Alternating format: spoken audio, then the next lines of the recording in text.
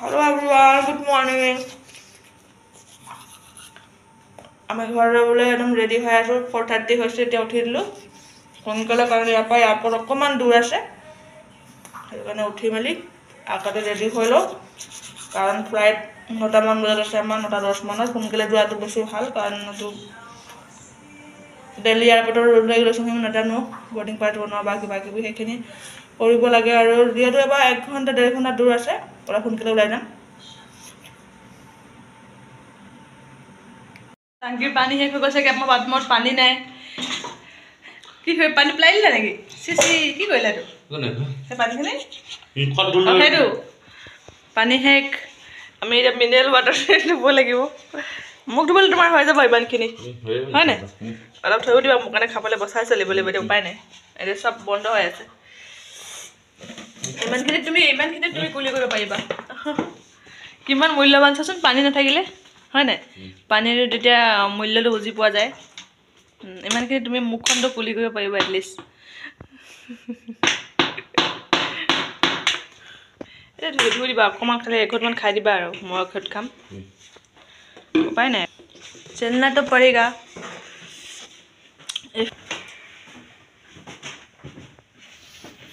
আমি ওলাই আহিলোঁ এয়াৰপৰ্টৰ কাৰণে তাৰপিছত বাহিৰত মানে হোটেল ৰুমৰ বাহিৰত ওলাই চাইছোঁ দোকান এখন খোলা আছে চাহৰ এয়া চাহ খাবলৈ লৈছোঁ আৰু ইমান আন্ধাৰ হৈ আছে চাওকচোন 6টা বাজিছে আৰু পূৰা আন্ধাৰ হৈ আছে এতিয়া আমি উবেৰ এখন বুক কৰিছিলোঁ আৰু আমি গৈ আছোঁ এয়াৰপৰ্টৰ কাৰণে আৰু ইমান আন্ধাৰ হৈ আছে আৰু মানে 6টা মান বাজিছেহে আৰু আমাৰ আছে 9টা বজাত ফ্লাইট আৰু 1.5 ঘণ্টা ৰাস্তা হয় আৰু তাত গৈ কিনে আমাৰ অলপ কামো থাকে ন বৰ্ডিং চৰ্ডিং বনাবলৈ সেইকাৰণে আমি অকণমান আগতীয়াকৈ ওলাই গৈছোঁ আগতীয়া মানে একদম সময়মতেই গৈ পাইছোঁ গৈ পাওঁতে আমাৰ যিহেতু 1.5 ঘণ্টামানৰ ৰাস্তা হয় আৰু 1 ঘণ্টা আগত যাব লাগে কাৰণ বৰ্ডিং বনাই অলপ মানে আৰামচে কৰিব লাগে কাৰণ ইমান নাৰ্ভাছনেছত কৰিব নোৱাৰি কাৰণ তাত ভিৰ হৈ থাকে ৰখিব লাগে সেয়া আমি অকণমান আগতীয়াকৈ ওলাই গৈ আছোঁ আৰু আহোঁতে চাওকচোন পোহৰ অলপ হ'বলৈ ধৰিলে পোহৰ হ'লে বাৰু এয়া আৰু দিল্লীত তেনেকুৱা মানে দিন ৰাতি একো গম পোৱা নাযায় দিনৰ ৰাতিয়ে মানে গাড়ী সমানে চলি থাকে চ' ইমানো বেয়া নালাগে আৰু আমি উবেৰ বুক কৰিলোঁ আৰু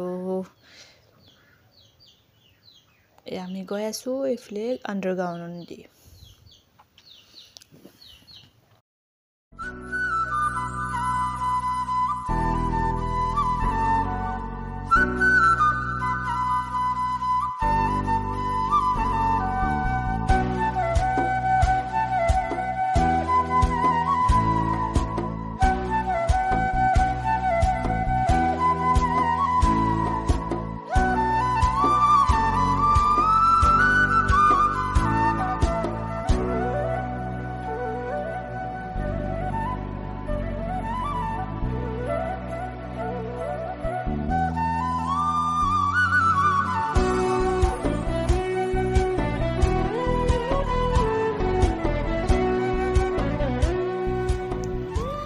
আমি এতিয়া ঘৰ গৈ আছোঁ আমি 9 ডেজৰ পিছত ঘৰ গৈছোঁ আৰু ইমানো দিনৰ প্লান কৰিব নালাগে 3-4 দিনমানৰ কৰিব লাগে আৰু আমি 9 ডেজ বহুত বেছি দীঘলীয়া কৰিলোঁ আৰু একচুৱেলি মোৰ প্লান হয় ৰাজস্থান যাম বুলি ভাবিলোঁ আগ্ৰা আছে আৰু ডিষ্টেঞ্চ ভালেমানখিনি টোটেলি মানে 13 ঘণ্টা 12 ঘণ্টা 15 ঘণ্টাও লাগি যায় যদি গাড়ী লেট থাকে চ' সেয়া মোৰ প্লানৰ কাৰণে 9 ডেজ থাকি গ'লোঁ আমি আৰু 9 ডেজৰ পিছত আমি ঘৰ গৈ আছোঁ আৰু এতিয়া আমি এয়াৰপৰ্ট পাবলৈ হৈছোঁ আৰু ফাইনেলি এয়াৰপৰ্ট আহি পালোঁ আৰু দিল্লী এয়াৰপৰ্ট যিহেতু আমি সেইদিনা ৰাতি আহি নামিছিলোঁ আৰু দিনত তেনেকুৱা একো মানে গম নাপাওঁ ক'ত কি হয় তাৰপিছত গুৱাহাটীৰ মানুহ এজন লগ পালোঁ লগতে আমি বৰ্ডিং পাছ বনালোঁ আৰু কিছুমানে নিজে বৰ্ডিং পাছ বনাই আছে আমি বৰ্ডিং জমা দিলোঁ আৰু এই মানুহজন আমাৰ আগত গৈ আছে দেখিছে নহয় তেওঁ কি কৰিছে তেওঁ ডিফেন্সত চাকৰি কৰে আৰু তেওঁ বেগত আপেল আৰু খেজুৰ মানে বাদাম মানে কিচমিচ তেওঁ কাশ্মীৰত ডিউটি পৰিছিলে সেইখিনি পূৰা মানে বেগ গধুৰ আৰু তাৰ মানে 25 কেজি পাৰ কৰি দিলে আৰু তেওঁ তাৰপিছত ৱেইট কৰোঁতে এইফালেতো এক্সট্ৰা মানে ফাইন ভৰিব লাগিব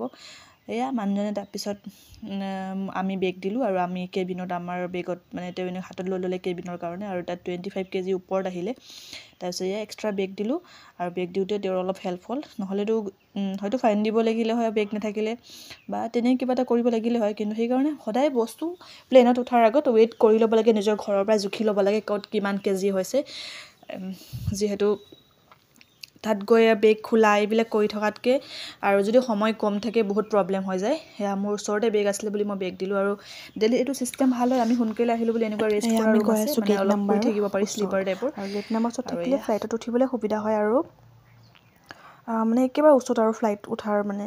আৰু যিহেতু 10-15 মিনিটৰ আগতহে দিয়ে উঠিবলৈ, তো আমি তাত অকণমান সময় ৰেষ্ট কৰিলোঁ। আৰু এতিয়া আমি গৈ আছোঁ ফ্লাইটৰ কাৰণে, আৰু এতিয়া বৰ্ডিং পাছ চেক কৰিব লাগে।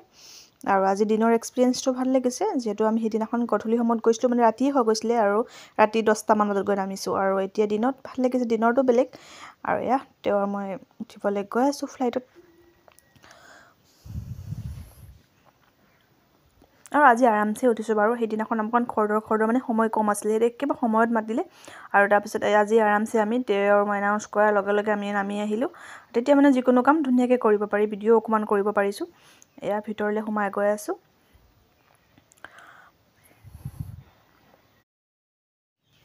আৰু ফাইনেলি আমি উঠিলোঁ আৰু মই পালোঁ উইণ্ড' ছিট। আৰু উইণ্ড' ছিটত বহাৰ তলৰ ভিউ চোৱাৰ মজা বেলেগ। মই ভাবিছিলোঁ তললৈ চাব নোৱাৰিম চাগে, এইটো মানে ভয় লাগিব। কিন্তু তলতো চাইছোঁ, মানে যেতিয়া একেবাৰে ওপৰত উঠিলে তলত বাৰু একো দেখা নাযায়, অকল ডাৱৰ থাকে। যেতিয়া মানে মিডেলত থাকোঁ ন আমি, তেতিয়া তলত ঘৰবিলাক একেবাৰে অকণমানি আৰু মানে তলৰ সাগৰবিলাক মানে একেবাৰে সৰু সৰু দেখা যায়। আৰু এয়া তলতো মই চাই আছোঁ, এনেকৈ ভয় একো নালাগে। আৰু কিন্তু কাণ দুখন বন্ধ হৈ যায়, অলপ দেৰি মূৰে মূৰে কাণ দুখন বন্ধ হৈ যায়। মই কিবা এটা ক'লে তেওঁ শুনি নাপায়, মই কিবা এটা ক'লে তেওঁ শুনি নাপায়। জোৰকৈ পাতোঁ, আকৌ কাণটো খোলে। আৰু বাহিৰৰ এটা চাউণ্ড থাকেতো, বাহিৰৰ যিটো মানে ফ্লাইটৰ যেতিয়া চাউণ্ড মানে কৰি থাকে, আৰু সেইটো চাউণ্ডৰ কাৰণে আমাৰ কাণবিলাক বন্ধ হৈ যায়। আৰু যেতিয়া মানে কি হ'ল, লেণ্ডিং কৰিব নহয়, লেণ্ডিং কৰাৰ সময়ত দুবাৰ মানে লেণ্ডিং কৰিবলৈ মানে অলপ নামি আহে, ডাউনত আহে, আকৌ ওপৰলৈ যায়, একদম পূৰা আকাশৰ মাজত। আকৌ তেতিয়া মই আকৌ সাগৰবিলাক তলত মানে চাওঁ, আকৌ মানে তলৰ ভিউবিলাক চাই পাওঁ। আকৌ মই লেণ্ড কৰিবলৈ মানে আগতে এবাৰ মাইকত ক'লে লেণ্ডিং কৰিবলৈ হৈছে, চিট মানে চবে বেল্ট চেল্ট লগাই ল'বলৈ কৈছে। আকৌ যেতিয়া লেণ্ড কৰিবলৈ লৈ নহয়, আকৌ লেণ্ড মানে অলপ নামি আহে। আৰু যেতিয়া আমি একদম তলৰখিনি অকণমান চাই পাওঁ, তেতিয়া আকাশখন নহয়, অকল তলৰখিনি চাই পাওঁ, এনেকুৱাকৈ চাই পাওঁ। আকৌ ওপৰলৈ যায়গৈ, আকৌ তললৈ এনেকৈ কৰোঁতে লাষ্টত লেণ্ডিংটো নক'ব আৰু ইমান বেয়াকৈ তলত পেলাইছে। নাজানো পাইলটজনৰ এক্সপিৰিয়েঞ্চে কম আছিলে নে কি আছিলে নাজানো বাৰু। আৰু যিহেতু ময়ো ক'ব পৰা নাই কেলৈ এনেকৈয়ে পৰে নেকি নাজানো, কিন্তু চাউণ্ডটো বহুত খাতাৰনাককৈ আহে। আৰু ময়ো বহুত বেয়াকৈ ভয় খালোঁ, মই মোবাইল পেলাই দিলোঁ মানে। মোবাইল মানে মই তেওঁক দি দিছোঁ। এয়া চাওক, মোবাইল মানে তেওঁক মোবাইল কি কৰিলোঁ মই নিজেও নাজানো মানে। তাৰপিছত চাব দেই, মই লেণ্ডিঙৰ চাউণ্ডটো এতিয়া দিম।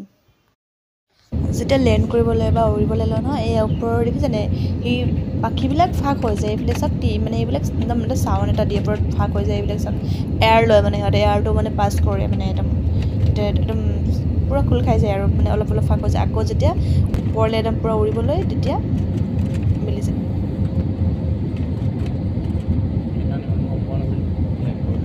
এতিয়া লেণ্ড কৰিম, চাব দেই, মাতটো শুনিব।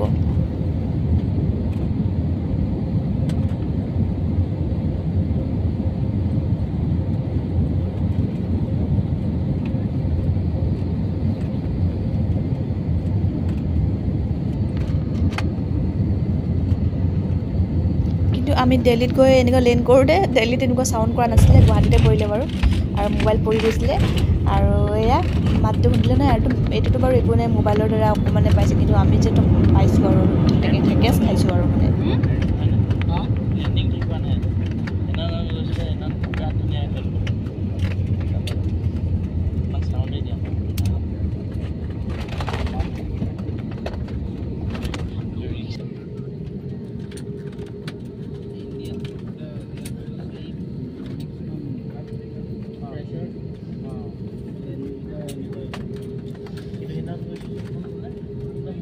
নাই